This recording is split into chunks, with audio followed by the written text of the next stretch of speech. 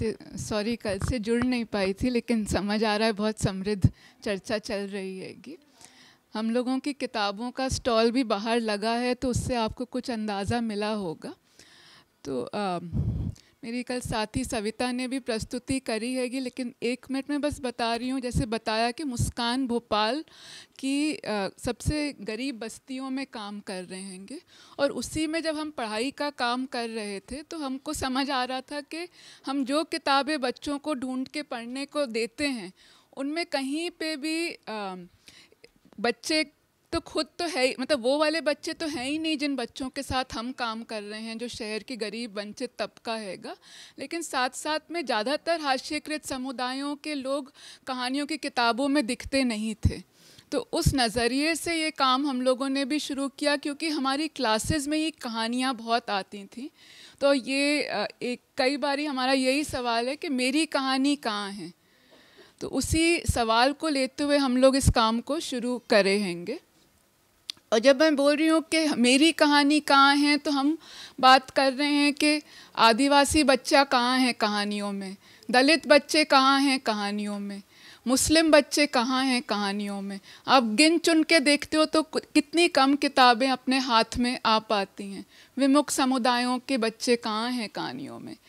और कृष्ण कुमार जी जो NCERT के अपन के साथ अपन का नेशनल करिकुलर फ्रेमवर्क और बहुत साल से बाल साहित्य में और शिक्षा के क्षेत्र में काम कर रहे हैं, वो भी कई बारी ये बात को बोले हैं कि भारत के संदर्भ में बचपन को देखने की ज़रूरत है।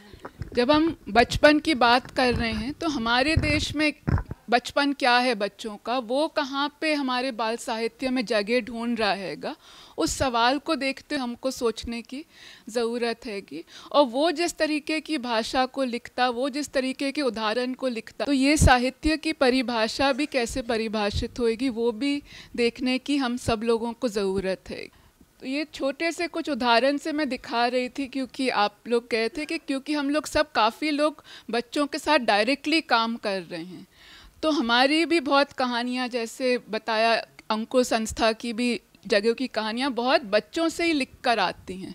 और बहुत बारी हम लोग, हमारे भाषा शिक्षण का उद्देश्य ही ये हैगा कि अपनी बात को बाहर ले पाओ, लिख पाओ, उसको निकाल पाओ। और शुरुआत से हम बच्चों को अपनी बात अपने अंदर से बाहर निकालने के लिए सबसे पहले चित्रों का इस्तेमाल करते हैं, और फिर धीरे धीरे लिखने के ऊपर आने जाते हैंगे।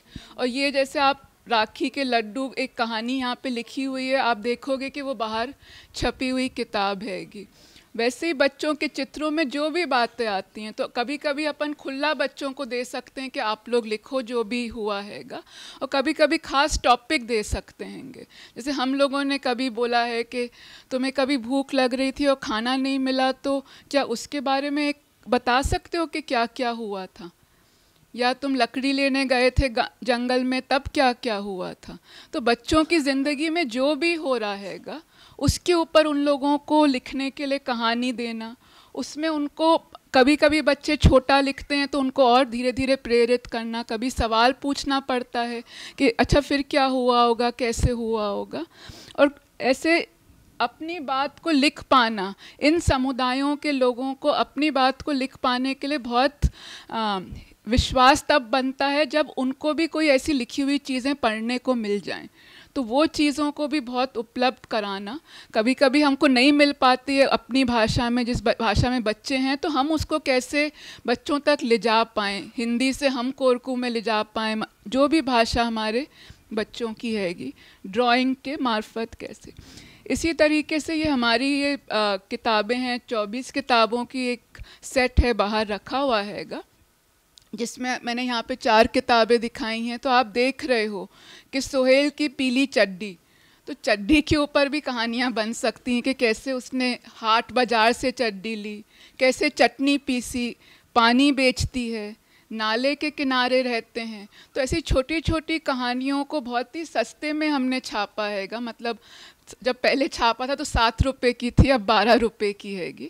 बस 4 मतलब पन्नों की हैगी, जिसमें कहानी है, और उसी से बच्चों को पढ़ाने के लिए सामग्री बनती है। तो पूरा बच्चों के जीवन में ही बहुत सामग्री है जो पढ़ने के काम आ सकती हैगी।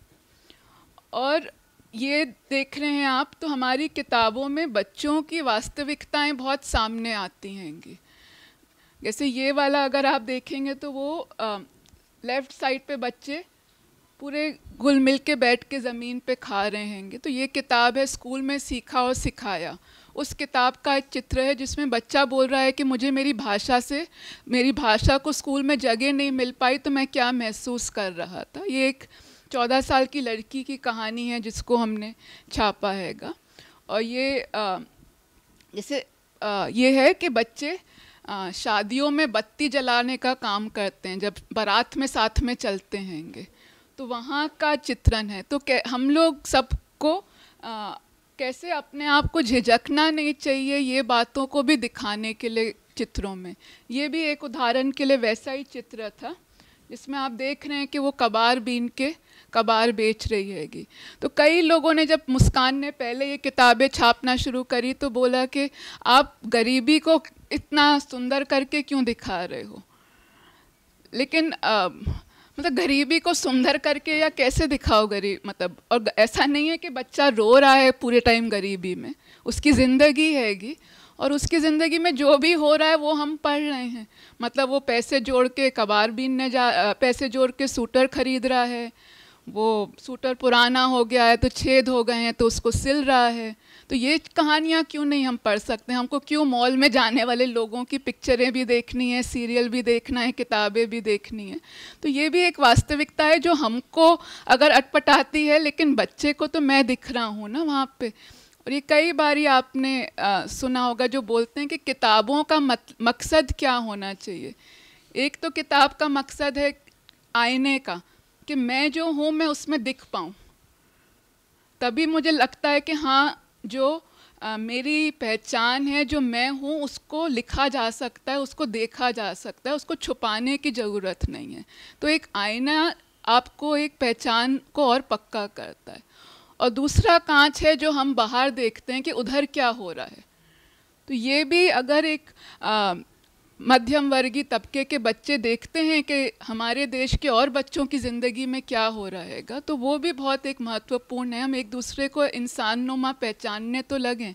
हम लोग एक कमरे में क्लास में बैठते नहीं हैं, खेलते नहीं हैं, लेकिन कम से कम किसी नज़रिए से, किसी तरीके से तो हम अपने देश के अलग अलग बच्चों को एक दूसरों के सामने लाने की कोशिश करते हैं। ये किताब जो है गोइंग टू स्कूल अलोन, तो कैसे एक आदिवासी बच्चा स्कूल अकेले जाने में डरता है। शहर के बच्चे जब स्कूल में जा रहे होते हैं तो अलग अलग तबके और अलग अलग जगहों के बच्चे आते हैंगे। तो ये भी इसी तरीके की कहानियाँ हैंगी जिसमें आप चित्र को भी देख रहे हो और आप लेखन को भी देख रहे हो। और ये वापस सिमरन उइके नाम की हमारी क्लास में स्कूल में पढ़ने वाली लड़की हैगी, उसकी कहानी हैगी, जो खुद इन मुश्किलों के साथ जाते जाते कैसे स्कूल से गुजरी हैगी। ये एक और कहानी किताब हमने निकाली अभी, नरम गरम दोस्ती नाम की कहानी हैगी। ये वापस वास्तव में कहानी हैगी जिसमें एक बच्चा, जैसे ये शुरू में बोलता है, अम्मी ने वादा किया था कि इस बार उसे अच्छा स्वेटर दिलाएंगी, लेकिन वो इस्तेमाल से ऊनी नहीं खरीद पाई। नानी बीमार पड़ गई तो उनके इलाज में पूरे पैसे खर्च हो गए। तो आपको जो भी अगर वो हो रहा हैगा कि ये किनको दिखा रहा है, कि कहाँ के जीवन को दिखा रहा है, जो हम बिल्कुल सोचने लगते हैं कि ये लोग, आप आज बहुत आराम से हम लोगों के मन में जब कोई दाढ़ी वाला है तो वो हम उसको आतंकवादी बोलने में झिझकते नहीं हैं ना। आज ऐसा हो गया है कि आराम से अखबार में आ जाता है कि ये पठान और वो खान मारा गया, वो दोनों आतंकवादी थे, हमको नहीं झटकता। लेकिन अगर वो ही आ जाता कि शिवानी तनेजा और शैलेंद्र श्रीवास्तव आतंकवादी थे तो हमारे कान एकदम से ये क्या हुआ।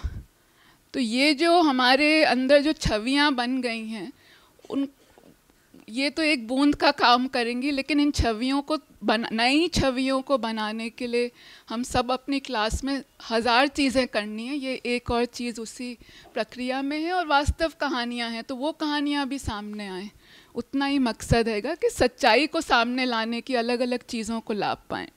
और मज़ेदार तरीके से। कहानियाँ ऐसी नहीं है कि भाषण दे रही हैं, लेकिन हर कहानी बिना बहुत पाठ दिए हुए कुछ ना कुछ संदेश तो दे रही होती है। कि ये भी विनीता ने भी बताया था, गुठली उड़ सकती है, वो किताब मुस्कान ने इंग्लिश में पहले निकाली थी। और ये भी बोलें कि बदलाव के लिए कहानियाँ, कुछ बहुत चीज़ें बहुत व्यापक नहीं हैं, मतलब कुछ चीज़ें जो हैं वो पीछे चल रही हैं समाज में, उन चीज़ों को भी हमको कहानियों में लाते हुए एक उम्मीद रखते हैं कि थोड़ा बदलाव हो। तो ये पोंगल की एक कहानी, मतलब गुठली कैन फ्लाई, वापस उसी जैसे बताया था, एक बच्चे की कहानी है जो पैदा हुआ है लड़का, लेकिन अपने आप को लड़की महसूस करता हैगा। तो उसकी घर पे बातचीत के ऊपर हैगी। और बच्चों की नज़रिए से हम लोग जब इन किताबों को क्लासेस में यूज़ करते हैं, छापने से पहले हम बहुत बारी बच्चों के बीच वो कहानियों को इस्तेमाल भी करते हैंगे, और बच्चे बहुत अच्छे से इन किताबों के साथ एंगेज करते हैं, जो कभी कभी बड़े एकदम से वो हो जाते हैं कि ये क्यों, ऐसा क्यों। लेकिन बच्चों के लिए इतने बड़े बच्चे इतने वो नहीं हैं कि ये ख़राब है, ये गलत है, ये सही हैगा। ये भी पोंगल नाम की कहानी के ऊपर हैगा। तो वैसे ही हम लोग धर्म के ऊपर, अपनी पहचान, जाति व्यवस्था, ये कहाँ कहाँ पे किनके जीवन में कैसे अंदर आ जाती है, उसको बच्चों की नज़रिए से छापने की कोशिश करी है कि। तो ये भी जैसे आप देखेंगे जो लेफ़्ट साइड पे है वो एक न्यू पॉटर नाम की किताब है, क्योंकि पहले कुम्हारों में लड़कियों को कुम्हार नहीं बनना, मतलब वो व्हील पे नहीं बैठ सकती थी, चाक पर। तो उसके ऊपर है कि वो चाक पर बैठने का मन है उसको, तो क्या महसूस होता हैगा। और अगर मतलब ये एक पोंगल नाम की किताब हैगी, बाहर आप ज़रूर लीजिए अगर आप नहीं ले पाएँ, क्योंकि एक बामा नाम की, अगर आप सब जानते होंगे, दलित लेखिका रही हैं तमिलनाडु की। उन्होंने इतनी मतलब अपनी जाति व्यवस्था से उभरते हुए जो उनके स्कूल टीचर रही हैं, तो उनकी कहानियों में बहुत बच्चे हैंगे, और उनकी कहानियाँ आप देखोगे कि यूरोप की 8 भाषाओं में अनुवादित है। इंग्लिश में है, मलयालम में है, तमिल में मूल लेखन है, लेकिन हिंदी में नहीं है।